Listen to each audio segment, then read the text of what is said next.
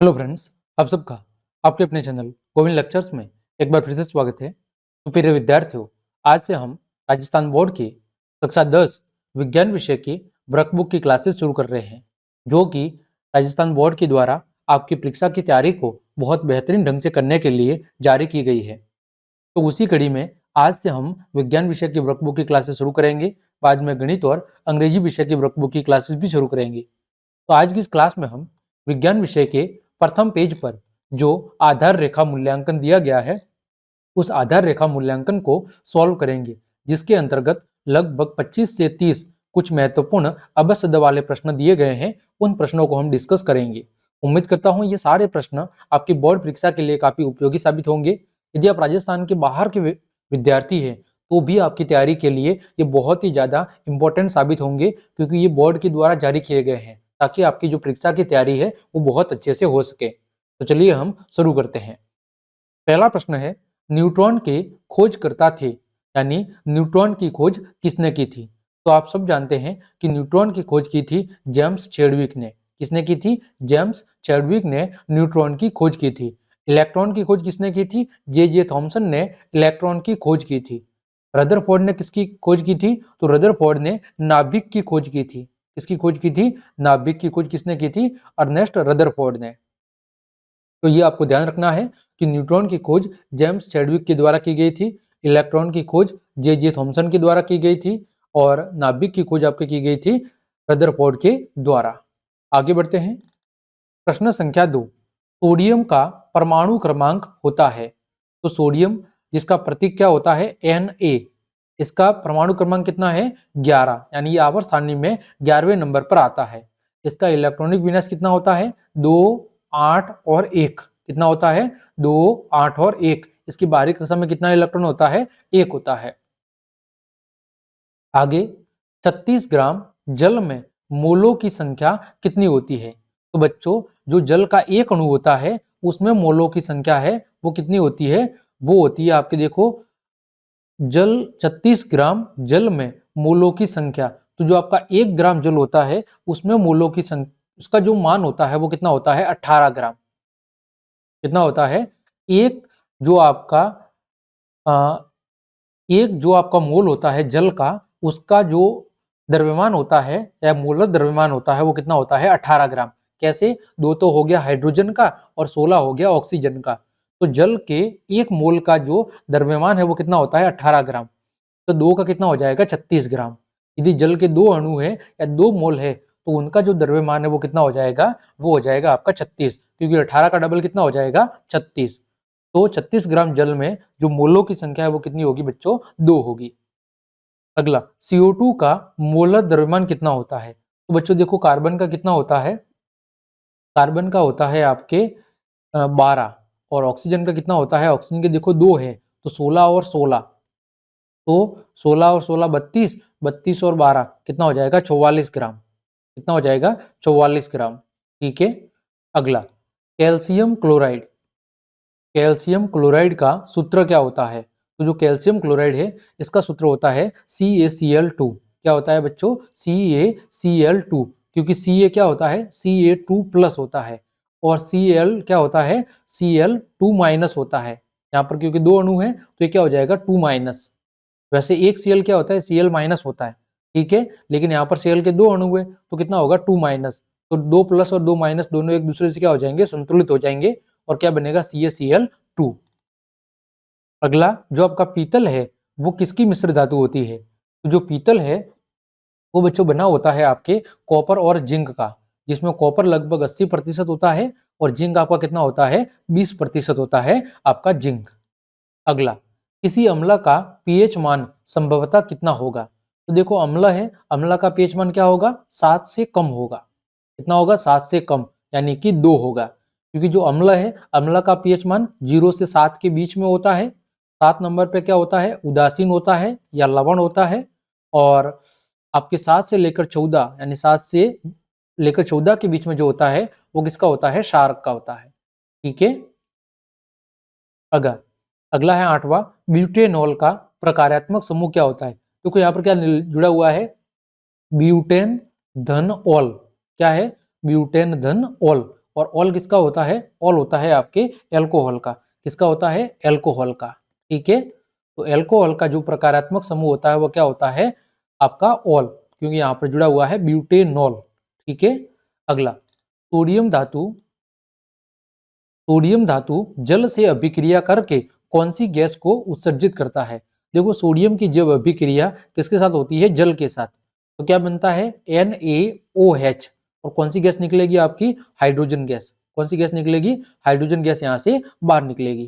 ठीक है, तो इसका उत्तर होगा हाइड्रोजन गैस। अगला देखो 2H2 प्लस O2 दोनों के मिलने से क्या बन रहा है? H2O। तो यहाँ पर देखो अभिकारक कितने हैं? 2 अभिकारक है। कितने अभिकारक है? 2। ठीक है, और उत्पाद कितना है? एकल उत्पाद है। तो जब 2 या 2 से अधिक अभिकारक मिलके एक सिंगल उत्पाद बनाते हैं तो वो कौन सी अभिक्रिया होती है? संयोजन। ठीक है, वियोजन में क्या होता है? वियोजन में अभिकारक एक होता है और उत्पाद क्या होते हैं? उत्पाद आपके 2 या उससे ज्यादा होते हैं, ये होता है वियोजन में। विस्थापन में क्या होता है? जो अधिक क्रियाशील तत्व है वो कम क्रियाशील तत्वों को उसके यौगिक से विस्थापित कर देता है। ध्रुवीय विस्थापन में क्या होता है? 2 यौगिकों के बीच में आयनों का आदान प्रदान होता है और एक नया यौगिक बनता है, वो कौन सी होती है? ध्रुवीय विस्थापन। अगला सजीवों की मूलभूत इकाई क्या है? तो सजीवों की जो मूलभूत इकाई है वो है कोशिका। वही पदार्थ की मूलभूत इकाई कहे तो वो क्या है? परमाणु है। उत्तक क्या होता है? एक विशिष्ट प्रकार के कोशिकाओं के समूह को क्या कहते हैं? उत्तक कहते हैं। परमाणु किसे कहते हैं? किसी पदार्थ की सबसे जो छोटी इकाई होती है संरचनात्मक दृष्टि से वो होती है परमाणु, और परमाणुओं के मिलने से क्या बनते हैं? अणु बनते हैं। ठीक है, अगला मुर्गी के अंडे में कोशिकाओं की संख्या कितनी होती है? जो मुर्गी का अंडा है वो एक प्रकार का एकल कोशिकीय अंडा होता है। कैसा होता है? एकल कोशिकीय, उसमें केवल एक कोशिका होती है। अगला है जल किस अवस्था में पाया जाता है? तो जल तीनों अवस्था में पाया जाता है। ठोस किसके रूप में? बर्फ के रूप में। द्रव किसमें? पानी के रूप में। और गैस भाप के रूप में या वाष्प के रूप में। यानी जल प्रकृति का एकमात्र ऐसा पदार्थ है जो तीनों ही रूप के अंदर पाया जाता है। 14वां, दालों और दूध में मुख्य पोषक तत्व क्या होता है? प्रोटीन होता है दाल और दूध के अंदर। अगला विटामिन सी के स्रोत क्या हैं? तो जो खट्टे पदार्थ होते हैं, कौन से पदार्थ? खट्टे पदार्थ, वो उनके अंदर विटामिन सी सबसे ज्यादा पाया जाता है। तो यहाँ पर नींबू, आंवला और संतरा, ये क्या है? खट्टे पदार्थ है, तो ये विटामिन सी के स्रोत है। कोशिका के किस अंग को आत्मघाती थैली कहा जाता है? इसे कहते हैं लाइसोसोम को आत्मघाती थैली कहा जाता है। माइटोकॉन्ड्रिया को क्या कहते हैं? ऊर्जा घर कहते हैं। अगला पुष्प में जो स्त्री केसर होता है उसके भाग क्या होते हैं?